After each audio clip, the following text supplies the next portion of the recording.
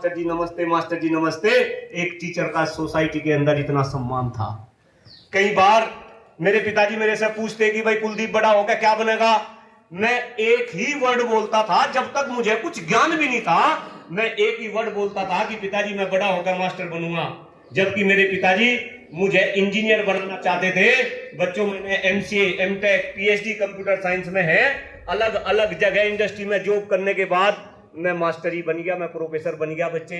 लेकिन मैं प्रोफेसर हूं भाई, प्रोफेसर है, बात ये वैल्यू नहीं रखती। बात ये वैल्यू रखती है कि मैं आज जो विचार आपके बीच में रखना चाह रहा मेरे बच्चे, ये विचार आपको भूलने पड़ेंगे। इस देश के अंदर 4 समस्याएं हैं बच्चों। कितनी समस्याएं हैं? इन 4 समस्याओं में से 2 समस्या के बारे में मैं आपके बीच में बात करूंगा। और ये बात मैं आपसे क्यों कर रहा, आपको ये भी जानना पड़ेगा। क्योंकि मेरे बच्चों मुझे पता है आने वाले टाइम में, अभी मैं प्रधानाचार्य जी की ऑफिस में गया, मोदी जी का फोटो लग रहा है ना प्रधानाचार्य जी की ऑफिस में। मुझे पता है आने वाले टाइम के मोदी आप होंगे, मुझे पता है आने वाले टाइम के योगी आप होंगे, मुझे पता है आप बच्चों में से आने वाले टाइम में से कोई इंदिरा गांधी बनेगी, मुझे पता है आप में से कोई कल्पना चावला बनेगी, कोई विनीश फोगाट बनेगी। इसलिए इन देश की समस्याओं का अभिषय अगर आपको पता होगा, जब आपका समय आएगा तो आप इन समस्याओं का क्या करेंगे? समाधान करेंगे। अगर इन समस्याओं का समाधान हुआ, अगर इन समस्याओं का समाधान हुआ, तभी ये देश विकसित बनेगा, विश्व गुरु बनेगा, हमारा डंका पूरे विश्व में बजेगा। अदरवाइज नेता कहते हैं कि हम इस देश को विश्व गुरु बना देंगे, ये नेताओं के कहने से विश्व गुरु नहीं बनेगा। अगर इस देश को विश्व गुरु बनाना है तो उसे बनाने वाले कौन होंगे बेटा? वो आप होंगे। मेरे बच्चों, 4 जो समस्याएं हैं उनमें से सबसे पहली समस्या है इस देश का खराब होता हुआ पर्यावरण। मेरे साथ बोलेंगे, सबसे पहली समस्या है इस देश का खराब होता हुआ। दूसरी समस्या है हम सभी का गिरता हुआ स्वास्थ्य। दूसरी समस्या है हम सभी का गिरता हुआ। तीसरी समस्या है इस देश की बद से बदतर होती शिक्षा व्यवस्था। तीसरी समस्या है इस देश की बद से बदतर होती।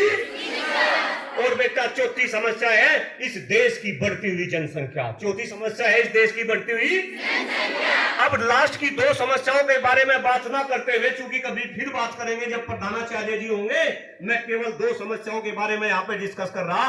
आप इतने अच्छे संस्थान के बच्चे, इतने अच्छे शिक्षक, इतने अच्छे प्रधानाचार्य, मुझे पता कि आप मेरी बात का रिस्पॉन्स देंगे। हर बच्चे को पता है जो शरीर के अंदर हम इनहेल करते हैं वो सबसे महत्वपूर्ण क्या है जो हम ले रहे बेटा? ऑक्सीजन, हवा, इसके बाद हवा के बाद पानी, पानी के बाद दूसरे खाद्य पदार्थ। लेकिन मेरे बच्चों, दुर्भाग्य है हमारा, दुर्भाग्य है हमारे देश का कि जो सांस आज हम ले रहे, आज हमारे देश की सांस लेने लायक नहीं है। जो पानी हम पी रहे वो पानी देश का पीने लायक नहीं है। जो खाद्यान्न हम खा रहे वो खाद्यान्न खाने लायक नहीं है। और मेरे बच्चों, यही कारण है कि आज हम सभी का स्वास्थ्य भी अच्छा नहीं है। पूरे हिंदुस्तान के अंदर मैं घूमता हूं मेरे बच्चों, जब मैं हिंदुस्तान के अंदर युवाओं के बीच में जाता हूं, मैं हर युवाओं से एक क्वेश्चन करता हूं कि कितने ऐसे बच्चे बच्ची मेरे सामने खड़े जो हाथ ऊपर करके ये कहे कि मैं स्वस्थ हूं। स्वस्थ का मतलब है शारीरिक, मानसिक, यानी कि हमें कोई बीमारी ना हो। भोक्ता रेड्डी का ये बहुत ही ऐतिहासिक विद्यालय, क्या इस विद्यालय में कुछ बच्चे हाथ ऊपर करेंगे जो ये कहे कि हम स्वस्थ है? कोई बच्चा बच्ची जरा हाथ ऊपर करो, मैं जांच करूंगा, ध्यान रखना। ये देख लो भाई, जितने भी आप देखें आपके संस्थान के अंदर हार्डली पर नीचे कर लो, यानी कि मैं मान के चल सकूं कि आप देश ज्यादा छात्र अस्वस्थ हैं। और बेटा मैं आपको बताऊं,